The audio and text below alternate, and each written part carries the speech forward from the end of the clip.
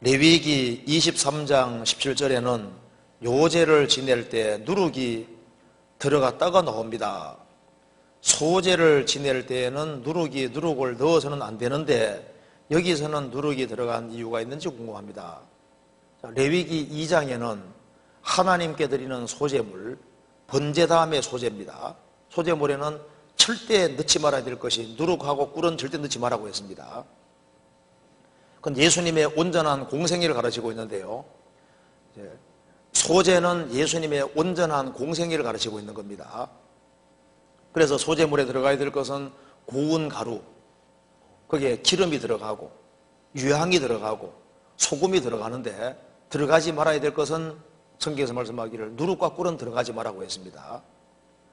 고운 가루는 예수님이 자신을 완전히 빻아서 하나님께 바치는 걸 가르치는 겁니다.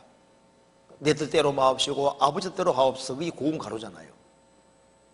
유황은 기도를 가르치는 겁니다. 그리고 이제 소금은 변치 않는 소금 언약이라는 말씀대로 말씀을 붙잡고 살아가는 걸 가르치는 거예요. 그리고 이제 기름은 성령을 가르치고 있는 겁니다. 근데 거기에 넣지 말아야 될 것이 누룩인데 누룩은 죄를 가르칩니다. 그리고 예수님 생애 속에는 죄가 없잖아요. 그리고 꿀은 인정 가르치는 동시에 자기 영광 구하는 걸 가르치고 있습니다. 예수님은 사랑은 많아졌지만 인정은 없었습니다. 아담은 인정 때문에 넘어졌잖아요. 마귀가 하와를 먼저 꿰고 그 다음에 하와의 인정 통해서 아담을 넘어뜨린 겁니다. 예수님은 인정에 치우치지 않았습니다. 요한복음 2장에서 포도주가 떨어졌습니다. 마리아가, 예수님을 낳은 마리아가 포도주가 없다고 하니까 예수님 뭐라 했습니까? 여자여 나와 무슨 상관이 있나이까? 내 때가, 내 시간이 아직 이르지 않았나이다. 그러니까 예수님은 공생애 시작하면서부터는 오로지 아버지가 원하시는 그 시간대 속에서 모든 걸 행하시기 때문에 아무도 간섭을 허락하지 않았습니다. 여자여 나와 무슨 상관이 있나이까? 그리고 예수님이 죽으시겠다고 하니까 베드로가 말했습니다. 주여 그리하지 마옵소서. 그 일이 결탄코 주님께 이르지 않을 겁니다. 야, 나 생각하는 사람은 너밖에 없구나. 그렇게 말했습니까? 예수님이 사탄아 물러가라. 너는 나를 넘어지게 하는 자로다. 예수님은 그 인정적인 것에 전혀 치우치지 않았던 겁니다. 그리고 꿀은 자기 영광을 구하는 겁니다. 꿀을 많이 먹는 게 좋지 못하다. 자기 영예를 구하는 게 헛되다. 그런 말씀이 있습니다. 예수님은 오로지 아버지 영광 하나만을 생각했던 겁니다.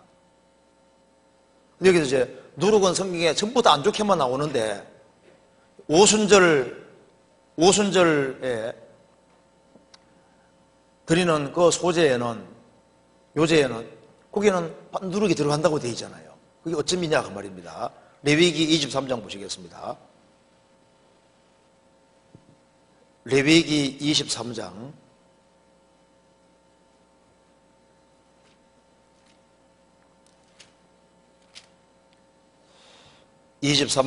15절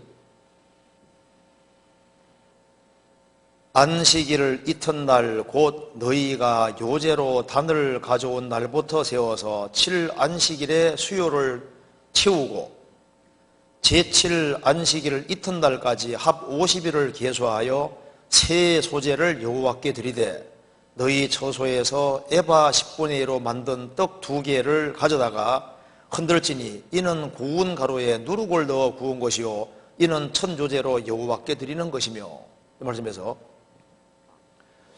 왜 여기에는 누룩이 들어갔냐는 말씀입니다. 레위기 23장은 뭔지 아시죠? 7절기입니다.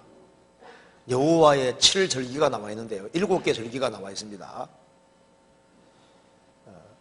골로새서 2장에는 절기는 뭐라고 했습니까? 절기와 월삭 안식일을 인해서 누구든지 너희를 편론하지 못하게 하라. 이것들은 장래일의 그림자요 몸은 뭐라 했습니까? 그리스도이시니라. 그러니까 구약시대 때 절기도 예수님의 그림자인데 절기는 특별히 예수님의 초림과 재림의 그림자다 그 말입니다. 6월절은 우리의 6월절 양으로 십자가에 죽으시는 그리스도를 가르치고 있습니다. 무교절은 6월절 다 무교절이죠. 무교절은 누룩을 몽땅 거두어서 땅속에 묻는 겁니다. 그래서 6월절은 예수님의 죽으심, 무교절은 예수님의 장사를 가리키는 거예요. 그리고 그 다음에 초곡절인데요. 초곡절은 뭡니까? 예수님의 부활을 가리키는 겁니다. 예수님이 부활의 첫 열매가 되셨다 그랬죠. 그래서 예수님이 죽으시고 부활하시고 난 이후에 그로부터 세워서 7번의 안식일이 지나가고 그 다음날 합 50일, 그러니까 예수님이 죽으시고 부활하시고 50일째 되는 날이 오순절인데, 오순절은 성령 감림 절기다 그 말입니다. 그래서 여기 지금 내기는 오순절에 대한 말씀인데, 오순절 거기에는 떡 2덩어리를 들이대 반드시 누룩을 넣으라 그 말입니다. 왜 이렇게 말씀했냐 그 말입니다.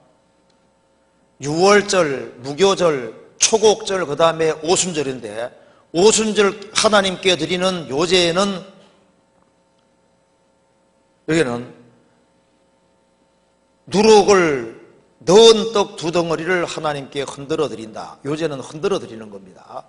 왜 누룩을 넣었느냐? 여기에 대한 해석이 성경에 나와 있습니다. 두 누룩 넣은 떡은 바로 유대인, 이방인, 죄 아래에 있는 유대인과 이방인 가리키고, 유대인과 이방인이 성령으로 말미암아 거룩하게 되어서 하나님께 받을 수 있게 된다는 것을 미리 보여주신 것이라고 설명하고 있는 겁니다. 성경에서 봅니다. 에베소서 2장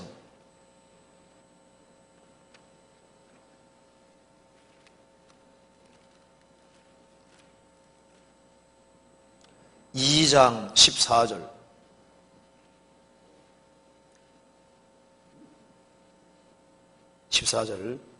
그는 우리의 화평이신지라 둘로, 유대인 이방인 둘로 하나를 만드사 중간에 막힌 담을 허시고 원수된 것 곧 의문에 속한 계명일곱을 자기 육체로 폐하셨으니 이는 이 둘로 자기의 안에서 한 세 사람을 지어 화평하게 하시고, 또 십자가로 이 둘을, 유대인 이방인 죄인인 이 둘을 한 몸으로 하나님과 화목하게 하려 하심이라. 원수된 것을 십자가로 소멸하시고 또 오셔서 먼 데 있는 너희에게 평안을 전하시고 가까운 데 있는 자들에게 평안을 전하셨으니, 그 다음 읽겠습니다. 이는 저로 말미암아 우리 둘이 한 성령 안에서 아버지께 나아감을 얻게 하려 함이니라. 로마서 3장에 말한 대로 유대인도 이방인도 다 죄 아래에 있다고 했습니다.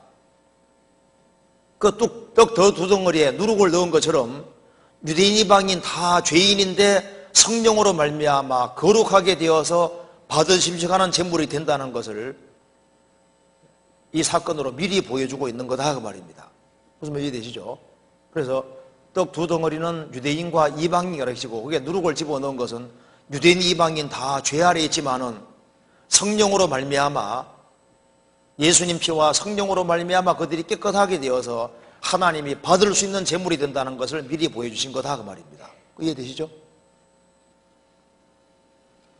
그리고 이제 오순절이 있고 난 이후에는 그 다음에 나팔절이죠. 나팔절. 4개월의 간격이 있고 그 다음에 나팔절이 있는데, 나팔절은 예수님이 이제 재림할 때 있을 일인 겁니다. 공중 재림 때도 마지막 나팔이 불린다고 되어 있잖아요. 유대인들을 전 세계에서 모아드리는 것도 나팔로 표현하고 있습니다. 그 다음에 7년 혼란 속에 유대인들이 구원받는 것이 바로 속죄절이고, 그 다음에 천왕국이 장막절입니다.